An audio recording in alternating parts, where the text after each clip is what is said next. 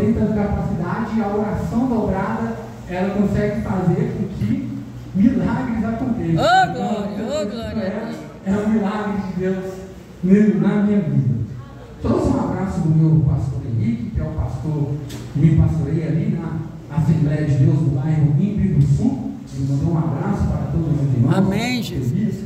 E sem mais delongas, meus irmãos, vamos abrir as nossas Bíblias na carta de Paulo aos Romanos, no capítulo 8, do versículo 31 em diante.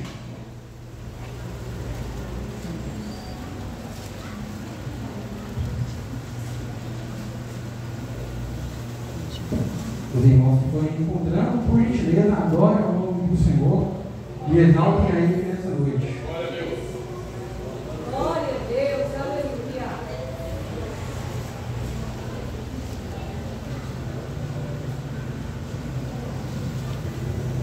Aleluia. Podemos ler?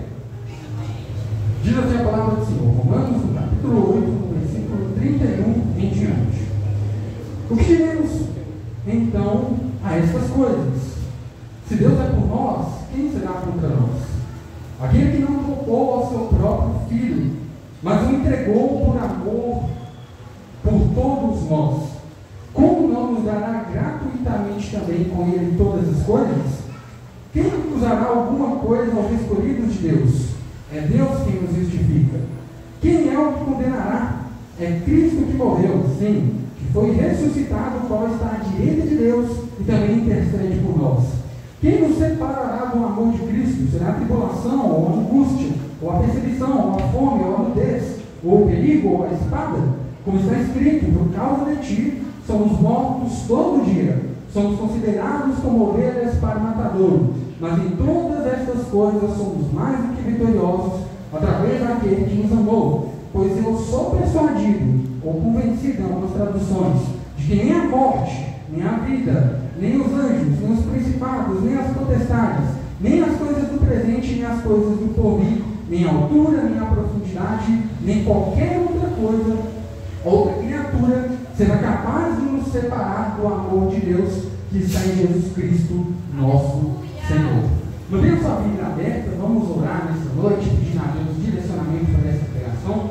Deus, obrigado por essa oportunidade, nós louvamos ao Senhor, porque até aqui o Senhor tem cuidado do seu povo de uma maneira extraordinária e sobrenatural. Se nós chegamos até aqui, ó Deus, é porque o Senhor manteve, ó Deus, nos deu condição de nos alimentarmos, de nos vestirmos, de nos deu, ó Deus, uma casa, um teto sobre a nossa cabeça. E por isso, ó Deus, nós glorificamos o nome do Senhor e agradecemos aqui. Senhor, nesse momento, ó Pai, abra as janelas dos céus, derrama sobre nós bênçãos espirituais, Senhor. Aumente a concentração, aumente o foco, ó Deus, repreenda toda distração, tudo aquilo que impede o teu povo de absorver a palavra que o Senhor irá ministrar nessa noite. Portanto, nós te agradecemos e louvamos ao teu nome. Amém. Podemos nos assentar, aleluia.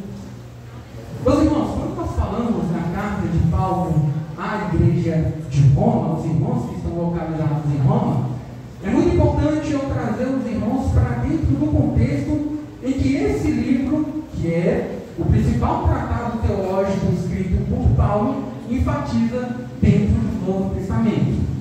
Alguns estudiosos e teólogos no mundo todo, tanto na teologia reformada, quanto também na teologia pentecostal, irão afirmar e concluir que a carta de Paulo aos Romanos é o tratado teológico mais profundo da Bíblia.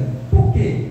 Dentro da carta de Paulo aos Romanos, nós iremos encontrar assuntos muito pertinentes na teologia, como por exemplo a justificação pela fé, a salvação pela graça, temas voltados para Israel e a igreja, entre outros assuntos que o apóstolo Paulo ele vai tratar ao discorrer aqui nesta carta. Originalmente, os temas que são tratados aqui, com exceção da cristologia e da eclesiologia, conforme nós estudamos nesse trimestre, a eclesiologia, que é um assunto voltado para o estudo da história da igreja, para o papel da igreja dentro do Novo Testamento, e a cristologia também, que trata a respeito das naturezas divina e humana, a respeito do Senhor Jesus Cristo. Com a exclusão dessas duas doutrinas pertinentes da teologia cristã, nós encontramos de uma forma muito abundante dentro dessas cartas esses temas, em especial a justificação que vem através da fé. E nessa noite a minha mensagem eu quero embasar ela sobre o tema o Espírito que transforma o homem. E tendo como base isso, e levando em consideração os temas também, e o que é tratado na carta aos Romanos, nós podemos chegar a uma conclusão de que, além de ser a carta mais extensa e mais sistemática que o apóstolo Paulo vai escrever, é também a carta que possui a maior quantidade de palavras. Das 13 cartas que o apóstolo Paulo escreveu, 14, se nós formos considerar a carta aos Hebreus, Romanos possui uma média de 7.100 palavras, em contrário a outras cartas do apóstolo Paulo que possuem uma média de 1.100 palavras, ou seja, além de ser a mais sistemática e a mais completa e a carta mais importante para o ambiente cristão que nós vivemos hoje, é também a carta mais extensa que ele vai escrever. Romanos, por ser a maior carta que o apóstolo Paulo vai escrever, e também a mais importante dentro das obras, Paulo vai escrever Romanos, vai escrever 1 e 2 Coríntios e Gálatas, que são as cartas principais do seu ministério. Ele escreve para os irmãos que estão localizados na capital do império que estava dominando o mundo na época do primeiro século da igreja cristã, que é o Império Romano. E por que nós precisamos saber disso? Bom, por volta ali do ano 67, por volta ali do ano 56 a 59 depois de Cristo, que foi a data mais ou menos dessa carta, a igreja estava tendo seus primeiros crescimentos, dando os seus primeiros passos, sendo introduzidas dentro do ambiente cristão. Portanto, era muito importante que os apóstolos naquele primeiro momento, eles dessem um fundamento teológico para todas as igrejas que estavam sendo criadas ali naquela época. Por que isso? Primeiro, é um ambiente que é cercado de uma perseguição alvoroçada para o povo de Deus. Porque outrora o cristianismo, que era conhecido como sêntano naquela época, era uma religião, era um modo de viver que estava crescendo e estava fazendo com que muitas pessoas ali daquela região de Israel, em especial os judeus, ficassem incomodados com a proporção que o evangelho estava tomando. Portanto, muitos judeus se prometeram no meio cristão, principalmente criticando o modo de se comportar de Paulo, a doutrina que estava sendo pregada pelo apóstolo de Cristo, o apóstolo dos gentios. E levando em consideração esses temas, nós acreditamos que, os teólogos acreditam que a carta de Paulo aos Romanos é uma carta que, além de trazer toda uma transformação e todo um embasamento teológico para a igreja, é a carta também responsável por converter, por transformar grandes homens de Deus ao longo da história. Por exemplo, John Wesley, por exemplo, Agostinho. Agostinho era um filósofo completamente descomprometido com a fé cristã. Apesar de ter pais que eram cristãos, ele cresceu estudando as Sagradas Escrituras, cresceu tendo contato com o ambiente cristão, mas ele não tinha nenhum comprometimento com essa fé. Pelo contrário, ele era um ateu que não tinha amor, que não tinha atração pelo evangelho que era pregado. Porém, um determinado dia, na cidade de Milão, na Grécia, Agostinho estava debaixo de uma figueira, enquanto algumas crianças passavam ali e cantavam uma música, Tenere, que é uma palavra latina que significa toma e vi.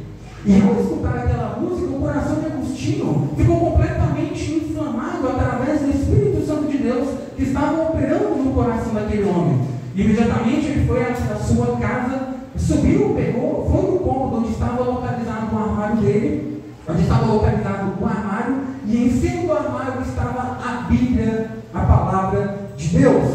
E aí nisso, quando Agostinho ele foi abrir a Bíblia, até um ponto de atenção, tem irmãos, e eu particularmente já fiz muito isso, de nós abrirmos a palavra de Deus e falarmos, Deus, fala comigo. E nós abrimos um capítulo aleatório, uma palavra aleatória. Já aconteceu de Deus falar conosco muitas vezes, mas já aconteceu muitas das vezes também de nós abrirmos um determinado capítulo e cair justamente numa genealogia, onde nós não entendemos nada. Porém, para Agostinho foi o contrário. Agostinho, quando ele abriu a palavra de Deus, a palavra do Senhor caiu justamente em Romanos, no capítulo 13, e do versículo 12 ao 14, quando ele teve contato com a palavra de Deus, o coração dele queimou, e no testemunho dele ele vai contar que naquele momento ele se converteu para o Evangelho.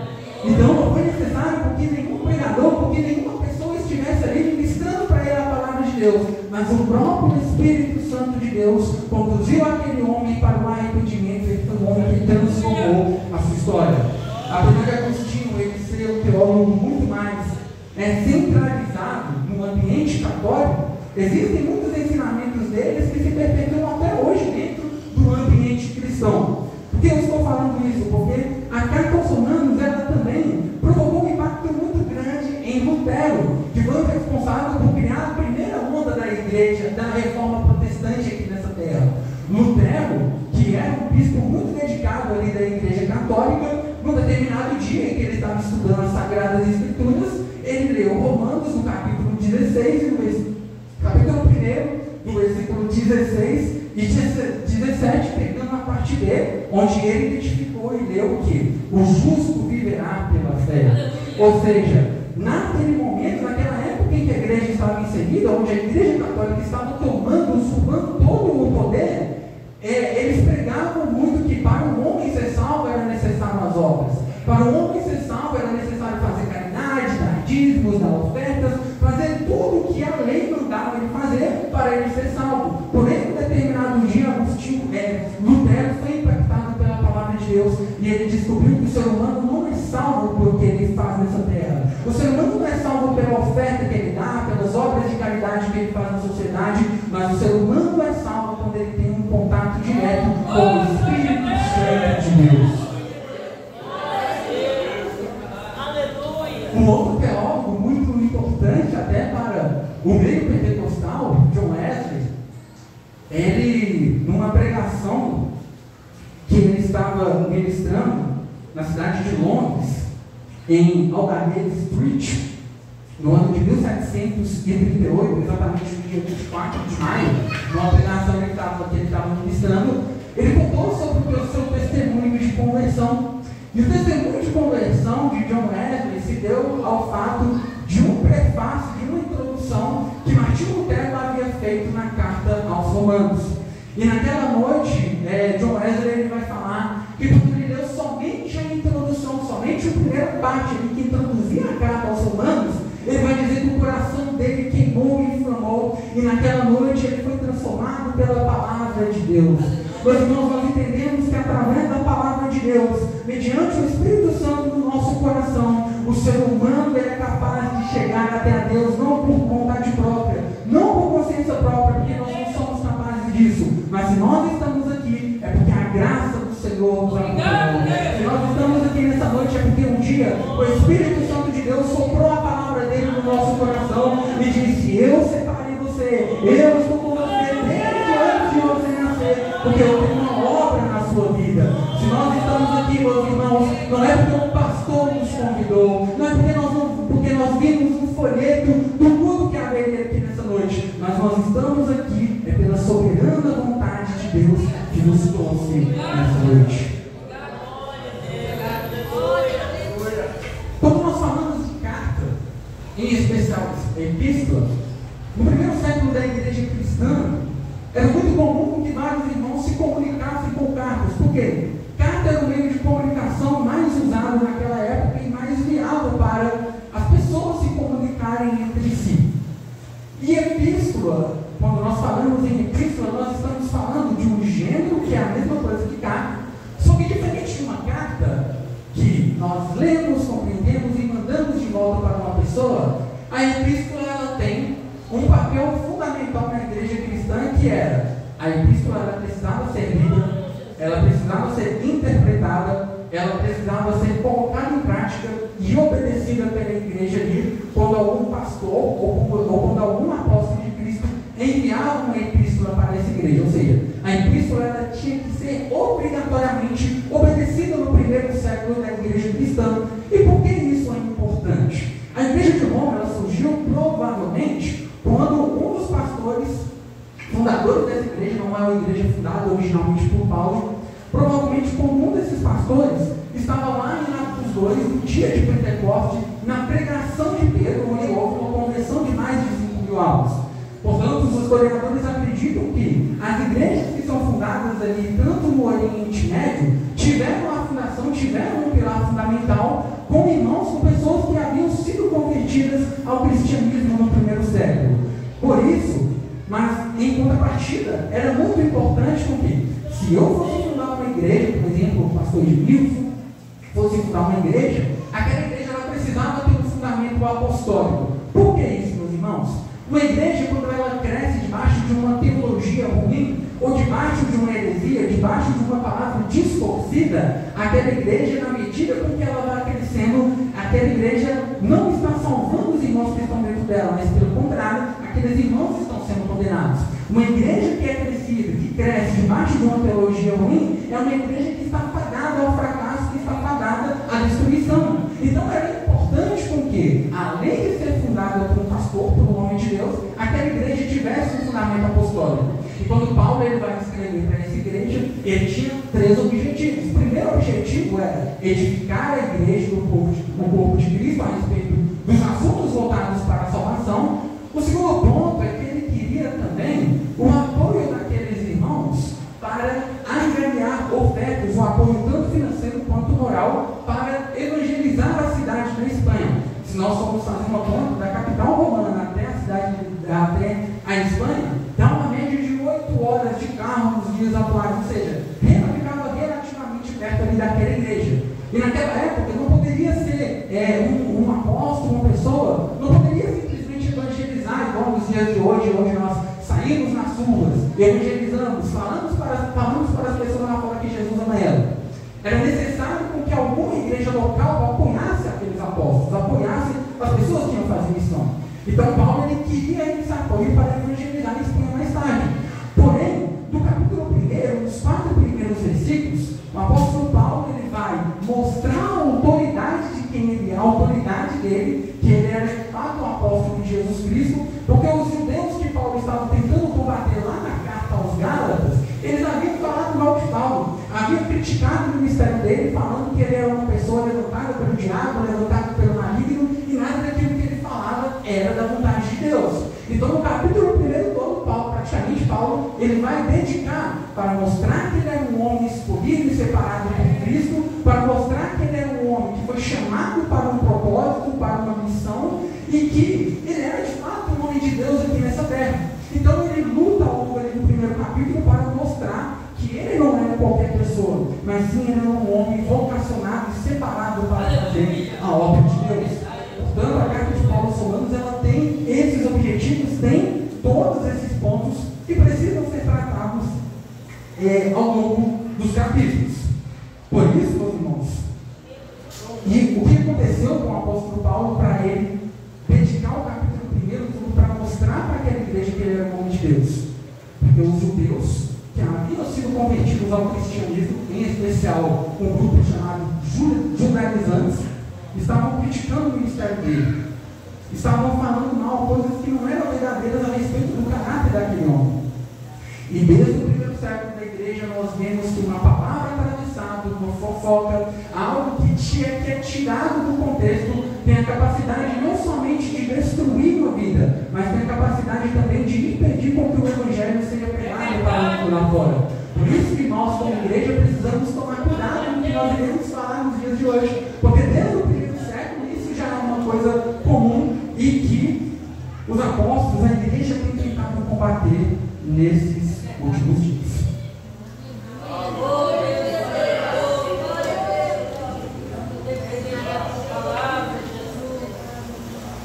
Antes de se tornar um apóstolo, nós sabemos que o apóstolo Paulo ele era um judeu muito zeloso da tribo de Benjamim, ao qual aprendeu com Gamaliel, aos pés de Gamaliel, os mestres ali da época em Jerusalém. E Paulo, quando ele foi chamado por Jesus Cristo, pelo Senhor, quando o Senhor encontrou com ele, Paulo, ele pensava na mente dele que ele seria um grande apóstolo. Por quê? Ele estudou nas melhores universidades, aprendeu com as pessoas mais capacitadas, e ao contrário dos outros discípulos que eram provenientes da região da Galileia, os irmãos sabem melhor do que eu que a região da Galileia era uma região muito pobre ali naquela época, e que a educação formal não era algo tão compartilhável ali naqueles dias. Portanto, as pessoas que estavam ali na Galileia, em especial os apóstolos, eram pessoas com baixo nível de instrução, com baixo conhecimento. E o apóstolo Paulo, por achar que ele tinha muito conhecimento, por achar que ele estudava nas melhores universidades, ele achava que ele seria o maior apóstolo de Cristo aqui nessa terra, e de fato ele foi. Porém, logo no início do ministério dele, nós vimos que o apóstolo Paulo, quando ele estava chegando em Jerusalém para pregar o evangelho para os gentios, ele não passou nem da porta. E o Espírito Santo de Deus fez com que ele se afastasse daquela pregação, daquele momento em que ele estava passando, e aprendesse a palavra de Deus durante 3 longos anos ali na Arábia, onde o Espírito Santo de Jesus se revelou para ele, ensinando a palavra do Senhor. Nós vimos que, por maior que o homem pensa que ele é capaz de ser, por mais intelectual, por mais estudioso, por mais preparado que ele seja, não adianta nada ele ter todo esse conhecimento, ter todo esse currículo, sendo que no coração dele o orgulho tomou conta. O Espírito Santo, ele trabalhou ao longo da vida de Paulo, e nós conhecemos o apóstolo Paulo depois que ele passou por açoites, depois que ele passou por perseguições, ser um grande apóstolo de Cristo. Por isso, meus irmãos, em muitos momentos da nossa vida, as tribulações que nós sofremos, os açoites que vêm até nós, as perseguições, muitas das vezes não são para nos destruir, muitas das vezes não são para nos abalar, mas nós temos um Deus no céu que conhece o nosso coração, conhece a nossa vontade, conhece também o nosso orgulho. E muitas das vezes, quando ele vê que o coração do homem está orgulhoso, ele coloca o homem na prova para mostrar que o homem não é nada, mas que Deus é tudo na vida dele. Aleluia! Então, por isso, e logo depois que o apóstolo Paulo, ele passa por todo esse ministério, escrevendo grande parte das epístolas, tanto as epístolas voltadas para a igreja, quanto as epístolas pastorais, 1ª e 2ª Timóteo, Tito, ele causa um grande impacto no meio cristão nos dias de hoje. E esse impacto que ele causou, essa transformação, não foi por ele próprio, mas foi pelo Espírito Santo de Deus que habitava no coração dele. E no capítulo 8, entrando aqui na mensagem mais a fundo, no capítulo 8, o apóstolo Paulo, ele vai tratar justamente sobre isso. O capítulo 8 é um dos capítulos mais consoladores e ricos da Bíblia. É um capítulo que trata a respeito de quem é o Espírito Santo, de quem é esse Espírito que habita na igreja, que habita no povo de Deus e que foi responsável por toda essa transformação ao longo da história. O Espírito Santo de Deus no Antigo Testamento, ele vinha sobre pessoas específicas, em especial sobre reis, sobre profetas, para capacitar aqueles homens de forma individual. É o mesmo Espírito Santo de Deus que capacitou o profeta Samuel para ungir Davi como rei de Israel. É o mesmo Espírito Santo de Deus que capacitou Davi, que ao mesmo tempo tem a função de rei, mas também tem a função de profeta, para declarar coisas inacreditáveis ao ouvido do ser humano, como por exemplo no Salmo 109, onde o salmista vai dizer: antes que os montes se formassem, ou antes que a terra existisse, de geração em geração, ou de eternidade em eternidade, tu és Deus.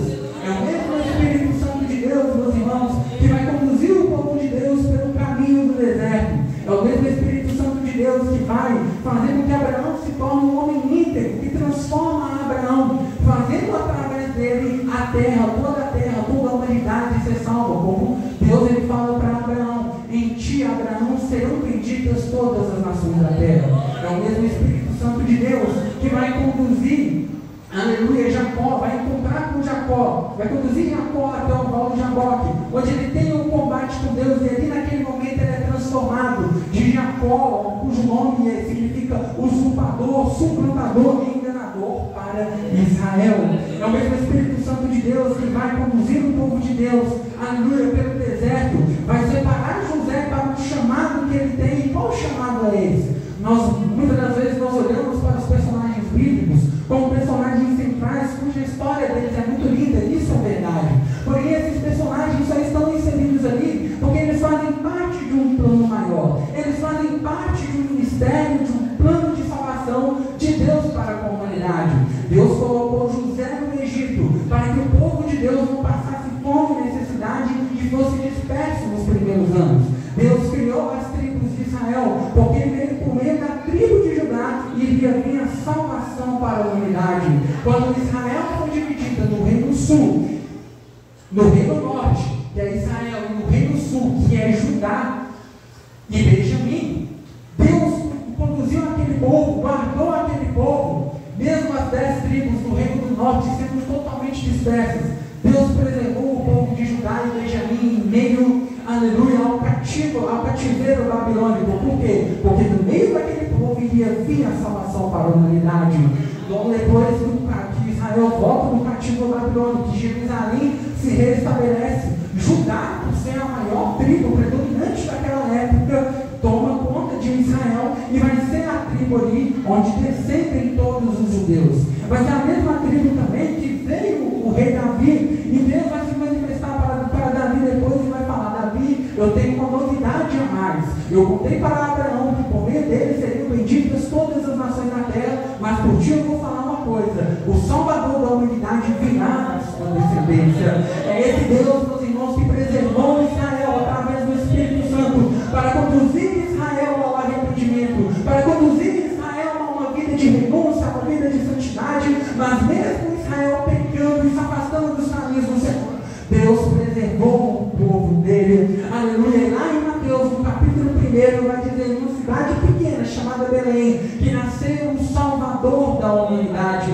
Sabe por que o Espírito Santo de Deus preservou toda a história? Porque ele viu eu e você, mesmo antes da fundação do mundo, e ele olhou para o povo e diz: este povo é encarecido na minha presença. O ser humano, por si só, ele não tem a capacidade de ser salvo. O ser humano, meus irmãos, dentro do cristianismo, que é a única religião do mundo onde não é o ser humano que vai de encontro para Deus igual às outras religiões, mas o cristianismo é a religião onde Deus, Criador de tudo, vem para a humanidade para salvá-la. Aleluia. É esse Espírito Santo de Deus numa cidade pequena, num país onde poucas pessoas não davam nada, onde Deus, ele preservou o seu povo. E se hoje nós estamos aqui, é porque a presença de Deus preservou a todos nós. Aleluia. E entrando no capítulo 8 aqui, nós vamos entender que no capítulo 8, do versículo 1 ao 4, o apóstolo Paulo vai mostrar que vou ler aqui para os irmãos, do versículo 1 ao 4, portanto, agora nenhuma condenação há para os que estão em Cristo Jesus, que não andam segundo a carne, mas segundo o Espírito, porque a lei do Espírito de vida em Cristo Jesus me livrou da lei do pecado e da morte, porquanto que a lei não pode fazer, visto como estava fraca pela carne, Deus, enviando seu Filho em semelhança de carne pecaminosa e pelo pecado, condenou o pecado na carne, para que a justiça da lei fosse cumprida em nós, que não andamos segundo a carne, mas segundo o Espírito. Dentro desses 4 primeiros versículos do capítulo 8, o apóstolo Paulo ele vai fazer um contraste para nós, das pessoas que andam segundo a lei do pecado, e vai fazer um contraste também das pessoas que andam segundo a lei do Espírito. Fazendo esse contraste, do versículo 5 ao versículo 17, ele vai explicar as características dessas pessoas. A pessoa que anda segundo a lei do pecado, ela está condenada, ela está afastada do Criador por si própria. Ela não tem chance de chegar até Deus sem a intervenção do Espírito Santo. A pessoa que anda em pecado, ela tem a mente completamente deturpada, ela tem a mente completamente afastada da presença de Deus. Mas a pessoa que anda segundo o Espírito, na verdade, ela encontra paz em meio à guerra, ela encontra descanso em meio às tribulações. E isso é muito interessante, meus irmãos, porque no capítulo 8, Paulo ele não está pregando para uma igreja que foi fundada no dia de ontem e está pulando de alegria, pulando de felicidade. Não, Paulo ele está pregando para uma igreja perseguida, para uma igreja onde muitos irmãos ali naquele meio estavam sendo perseguidos pelo Império Romano, estavam sendo torturados e mortos, estavam sendo, meus irmãos, muitas das vezes expulsos de suas casas. Mas Paulo ele traz essa visão falando que, independente das adversidades que o povo de Deus passa nessa terra, independente das preocupações que assolam o povo de Deus nos dias atuais, existe um Deus que protege e zela pelo seu povo.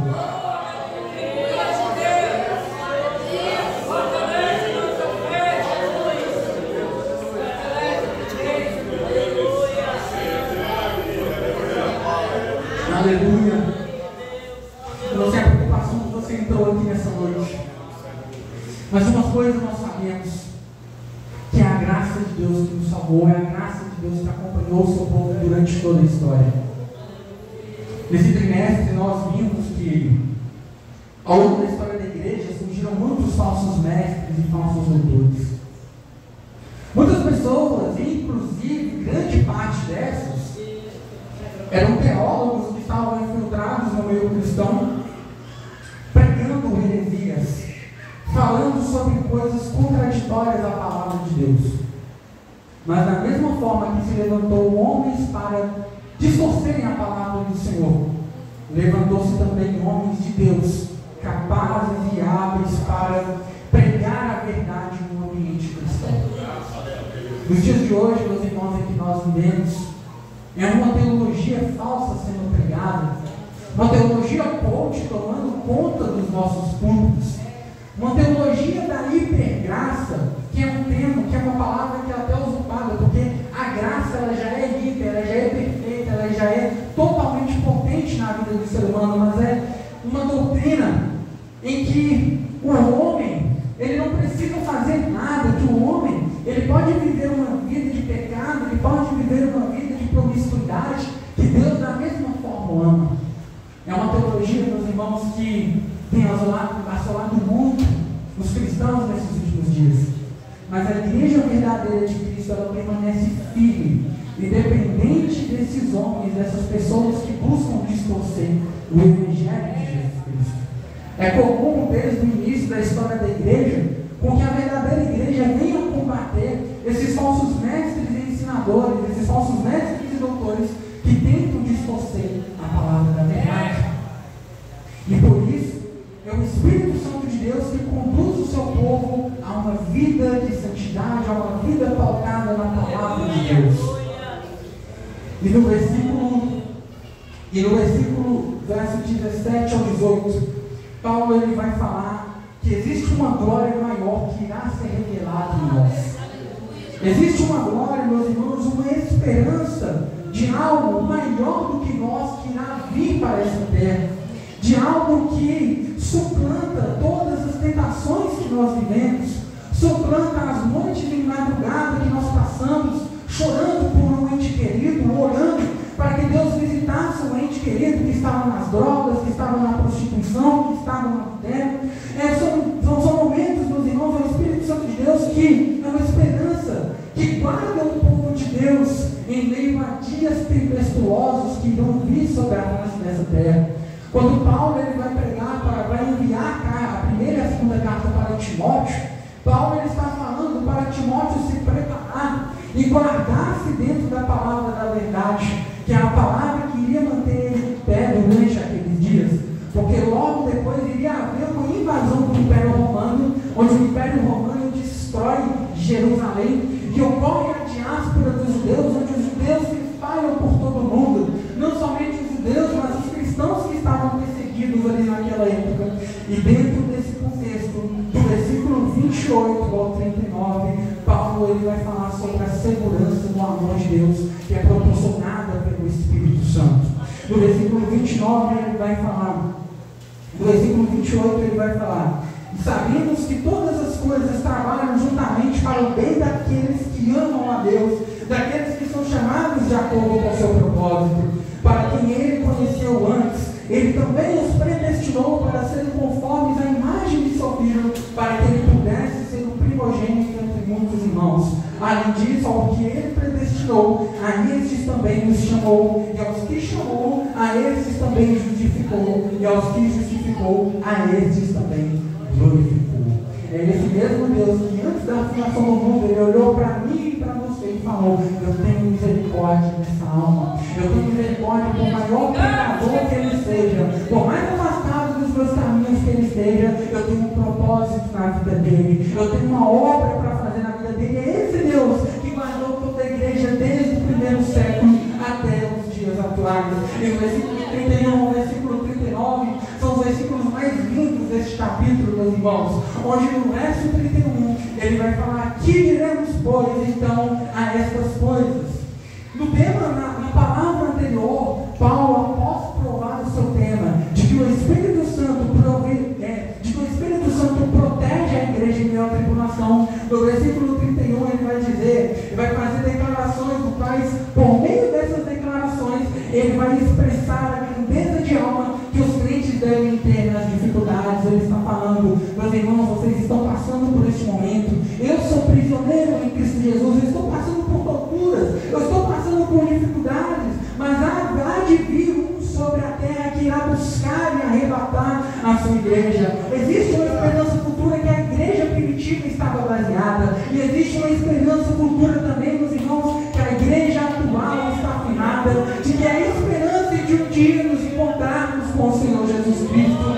E Paulo ele vai nos ensinar que a coragem que tem no coração do ser humano, ela não provém de nós próprios, mas ela provém do Espírito Santo de Deus, que destrói todas as tentações da vida, e que o Espírito Santo, ele destrói através do seu divino amor, destrói todas as aflições, todas as depressões que nós temos ao longo dessa vida, e coloca esperança no coração do ser humano. Logo após, no versículo 31, ele vai dizer: se Deus é por nós, quem será contra nós?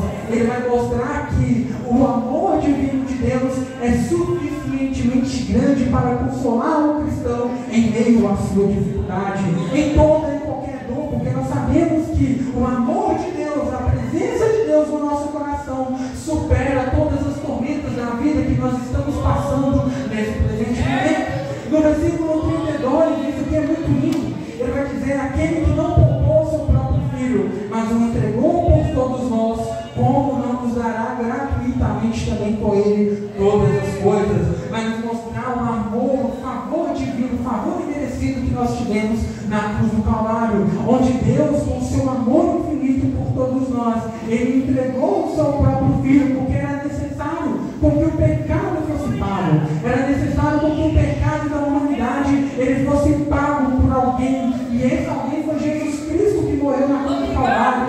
E isso ainda mais lindo no versículo 33, onde vai dizer: quem acusará alguma coisa aos escolhidos de Deus?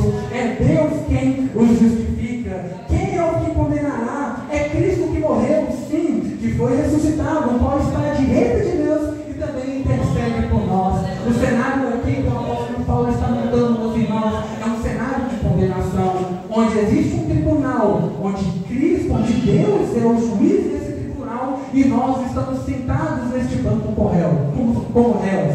E nós sabemos que todo o pecado ele deve ser pago, conforme a palavra de Deus diz: tudo que o homem plantar, certamente ele colherá. Então era necessário com que o pecado feito por Adão no início fosse pago por alguém. E Deus ele está falando conosco: meu filho, o pecado que você cometeu, ele tem condenação. O pecado que você cometeu fez separação entre mim e você. Mas você não precisa se preocupar, porque eu coloquei alguém para pagar o preço do pecado na humanidade. Aleluia! Então esse preço, meus irmãos, o preço do pecado foi pago, e ninguém pode nos condenar, porque nós estamos protegidos debaixo da presença do Espírito Santo.